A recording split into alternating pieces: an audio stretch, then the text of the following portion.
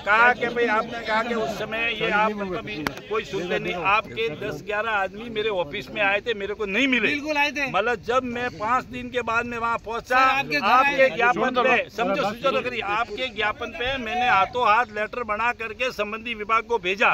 Number दूसरी है, जहाँ मीटिंग थी मैंने आपसे बात की, पहला मेरा वीडियो इन्होंने लिया, मैंने बिल्कुल उसके लिए सारी उन्होंने जो मांगा उसका जवाब मैंने उसके अंदर दिया है, नहीं दिया है।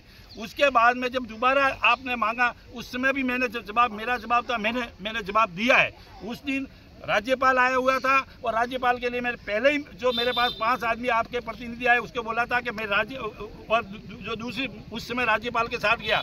और दूसरी बात जो आपके धंधे की बात करो, मैं क्लियर था, एक भी जिले में उस दिन 3 दिन में कोई कार्यक्रम हुआ हो, लिया हो तो मेरे को बता दो। पूरे दिन मुझे डॉक्टर ने मना किया था, मैं घर पे था और क्लियर बात मैं फोन पे की थी, मैं वहाँ नहीं पहुँचेगी। ये सारी बातें हो चुकी थी, फिर भी आप कह रहे हो कि भाई नहीं है। लेटर सबसे पहले मैं लेटर भी जारी करवा दिया और उसके बाद में भी मैंने वीडियो में ये कहा मैं किसानों के साथ है, किसानों के अन्याय नहीं होने देंगे। जब एमपी साहब हमारे साथ में है तो प्रधान जी कहाँ चले गए थे, जिलाध्यक्ष जी कहाँ चले गए थे, क्या जिलाध्यक्ष संगठन में नहीं थे क्या?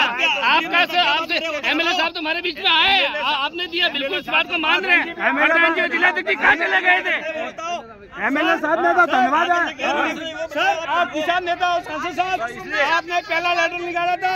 मैडम क्या सुना, 1.5 महीना हो गया मैडम, 1.5 महीना हो गया है, आपको हमारे बीच में आना था, आप पधारे नहीं। आप हमारे जिला अध्यक्ष साहब के लिए मुख्यमंत्री से मिलने का टाइम दिया है। लॉलीपॉप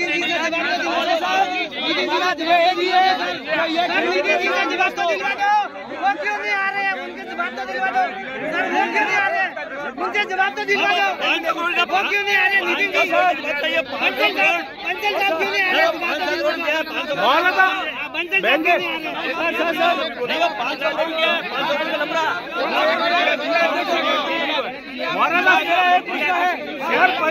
शहर पंचायत वो 500 करोड़ दलाल दलाल 500 करोड़ दलाल 500 करोड़ दलाल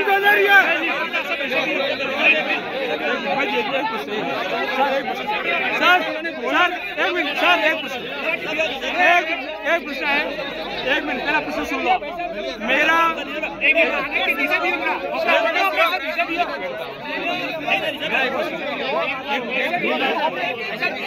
आपसे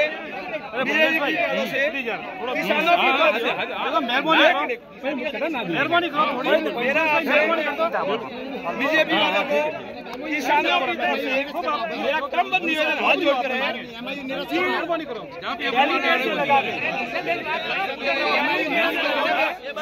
बैरिकेड से लगा के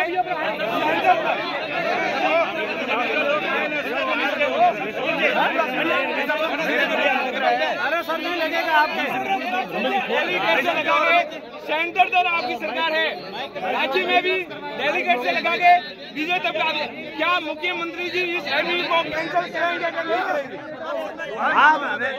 अरे हो रहा था खड़ी साहब, सुनो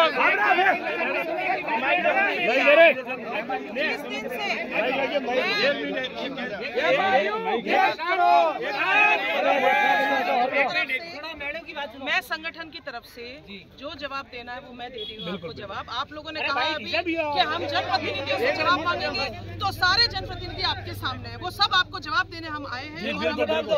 संगठन की जहाँ तक बात है, जिस दिन ये धरना हुआ, जिस दिन ये विवाद शुरू हुआ, उस दिन मेरा ऑपरेशन था दांत का, मैं अहमदाबाद थी और मैंने नरपत सिंह जी को वहाँ भेजा था मेरे प्रतिनिधि के रूप में। मैंने एमएलए साहब से भी बात करी, उनको भी कहा, वो वहाँ आपके पास आए और उन्होंने अपना पूरा विषय भी रखा था और आपकी बात भी सुनी थी। उसके बाद मैंने कलेक्टर मैडम से बात की, एडीएम साहब से बात की, सबसे मैंने बात की, आपके भी सब सरपंच से बात करी मैंने कि विषय क्या है, क्या गंभीरता और इसमें क्या हम कर सकते हैं कि जनता को राहत मिले। हम सब देखिए आपके साथ हैं, ये बात आपको और हमको सबको पता है कि भारतीय जनता पार्टी आपके साथ। आप मेरी बात सुनो, मेरा विषय आप लोग कह रहे हो कि मैं आपसे अभी मिली हूँ, तो आप एक बार मुझे अभी तक का अपना विषय रखने दो। कलेक्टर साहब से बात करी, उनसे ये भी कहा कि एक डेलीगेशन ऐसा कोई व्यक्ति, चाहे पॉल्यूशन डिपार्टमेंट का है, चाहे जो भी डिपार्टमेंट का है, जो कि लाइबल है इस बात को लेकर, वो आप सबके बीच में जाकर विषय को क्लियर करे कि इस तरह का क्या होने वाला और क्या नहीं होने वाला, कहीं कोई भ्रांति तो नहीं है, अगर है तो भी उसको क्लियर करे। वो सारी बात हमने कलेक्टर साहब से भी करी, एमएलए साहब का पूरा डेलीगेशन जाके वहां मिला, उनसे मिलकर उनसे बात करी। उसके बाद प्रशासन ने जितना संज्ञान लिया वो आप सबके सामने है। मैंने फिर से दोबारा हमारे महामंत्री जी को दोबारा भेजा था और ये कहलवाया था कि सीएम साहब, अभी दिवाली आ गई थी बीच में, मैंने कहा सीएम साहब के पास अगर एक डेलीगेशन को मिलवाना है और आप लोगों की बात रखनी, मैं अभी भी आपको कह रही हूँ, माननीय सांसद साहब है और विधायक साहब है, हम सब जाकर आपका डेलीगेशन सीएम साहब के सामने मिलवाने को तैयार है।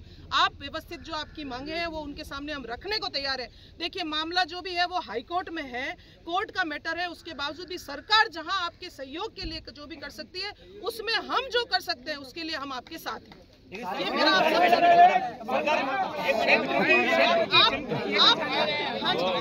जब चाहोगे, एक आदमी बोलो नहीं, एक आदमी बोलो।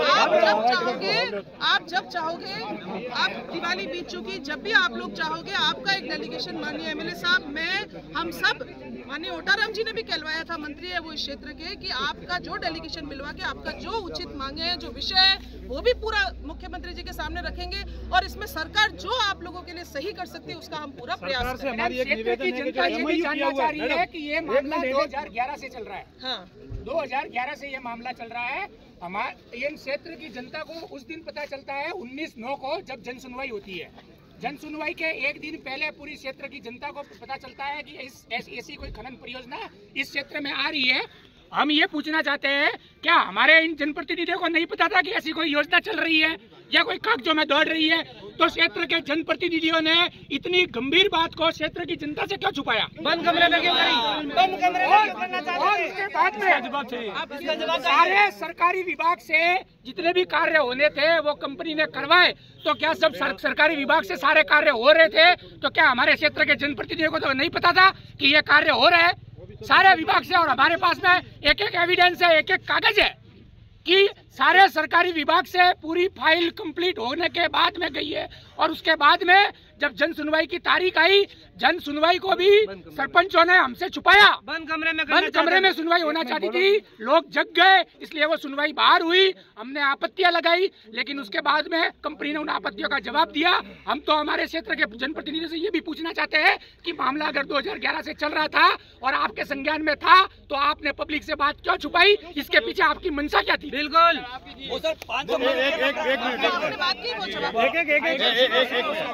ये आपसे कह रहे हैं 2011 से मामला है।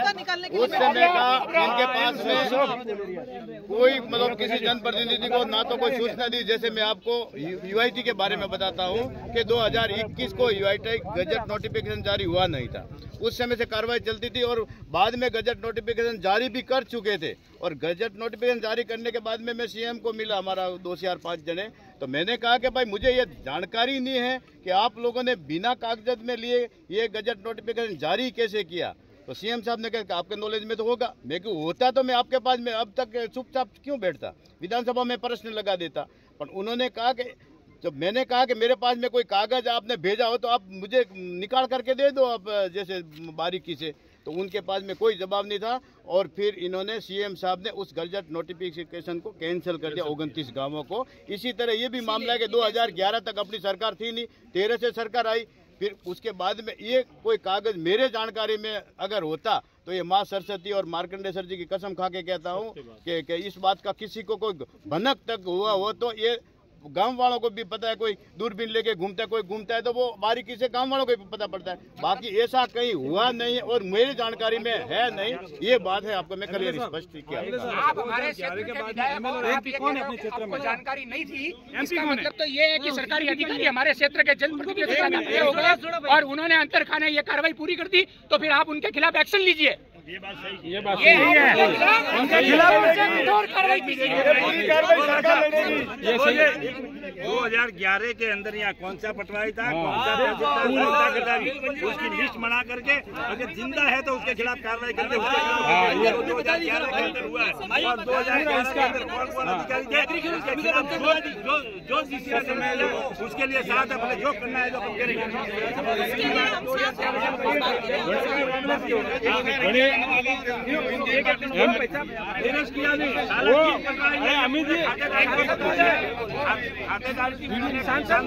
किसानों की खातेदारी बता, जो बिना नाम बंजर बताया वो करेंगे। सांसद महोदय, आप तो खुद किसान हो, किसानों की पीड़ा समझते हो, हम तो आपके बच्चे के समान है सब, बराबर। रही बात, हम सबसे पहले जिला परिषद के सदस्यों को धन्यवाद देते हैं कि सभी पार्टियों के सदस्यों ने एकजुट, बिना कहे, इनको किसी ने कहा नहीं, और एकजुट वहां पे प्रस्ताव लिया। तो इसी तरह आपकी डबल इंजन की सरकार है और सब ये भाजपा के वोटर है, कोई मतलब सब राष्ट्रवादी किसान है। ये किसान कोई दूसरे नहीं है, आतंकवादी नहीं है। तो इनको 2 महीने से 1.5 महीने से रोड पे सबकी फसल, आपको मालूम है, अब मौसमी बारिश ने गर्मी की सीजन में भी खराब कर दी, अभी भी खराब कर दी। और आज भी आप या तो हमको निश्चित करो कि भाई हम हाई कोर्ट जाना है कि सुप्रीम कोर्ट जाना है, आपकी सरकार जाएगी। हम किसान थोड़े, हम अनपढ़ है, ये जैसे ये इन्होंने सुना है। और रही बात प्रधान जी को, तो मैं सच नमन करता हूँ, ये तो बड़े आदमी है, बराबर, बड़े आदमी है, ये तो कोई भी बोल सकते हैं, बराबर।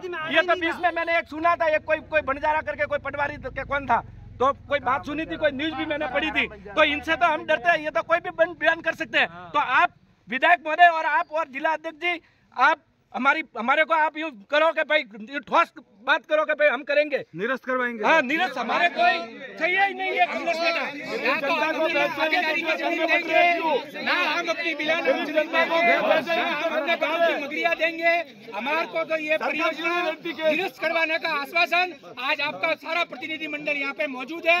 आप हमारे को ये आश्वासन दो कि 100% ये खनन परियोजना निरस्त होगी। और ये कार्रवाई आप ये मान के चलिए कि अगर हम गाँवों को कोर्ट जाना पड़ा तो फिर हम आपको निरस्त करेंगे। हाँ, आपको जवाब चुनाव में देंगे। आज 5-5 हजार का भाड़ा करके हमको मैडम ये केस लड़ने पड़ रहे हैं। 5-5 हजार का भाड़ा किया गरीब जनता का। प्रधान साहब का मैं ऐसा ही नहीं बोल रहा हूँ। हमारे अखिल भारतीय प्रचारक जी आए थे यहाँ पे, कृष्ण मुरारी जी, आपको तो एक मिनट बहन जी प्लीज। हमारे अखिल भारतीय प्रचारक आए थे, कृष्ण मुरारी जी, अभी अखिल भारतीय प्रचारक है, और एमएलए साहब से बैठक हुई थी, बराबर, केंद्र से। और उन्होंने हमें आपने भेजा था, और उन्होंने ये भी बोला था कि किसान संघ मैं नहीं जानता हूँ। अभी आप कहो तो मैं जिला अपने अखिल भारतीय प्रचारक से बात करवाता हूँ, और जो हमारे साथ प्रांत के थे उनसे भी बात करवाता हूँ। तो हाँ, वो 8 साल हो गए, 10 साल हो, बराबर। तो आप उसके बाद में आप तो कभी, अभी भी हम आए थे, कोई किसान संघ हमारे पास स्वार्थ नहीं है।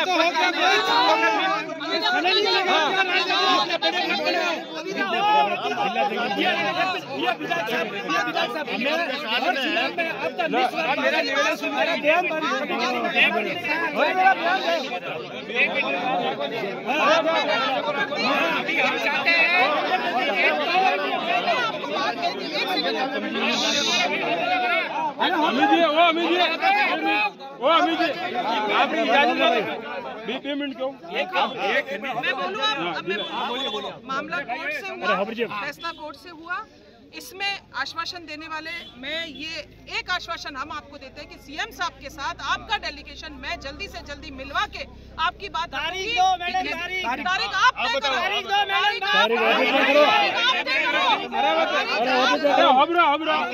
अरे एक मिनट,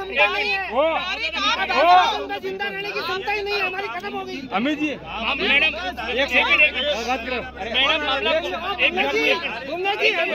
मामला कोर्ट में है, आपकी सरकार पिटीशन नहीं आई, आप आश्वासन देने का सरकार को दबाव बना के पिटीशन दायर करेंगे। जनता क्या मांग रही है? मैंने आपको कहा ना, देखिए देखो सरकार आपकी है, सरकार को कोर्ट में जाना पड़ेगा, आगे भी किया है, हो जाएगा। सरकार को पिटीशन दायर करनी पड़ेगी मैडम, हम लोग ना जाएंगे। आपको यही कहा है, जनता आपसे यही तो मांग रही है, लेकिन वो दबाव आपको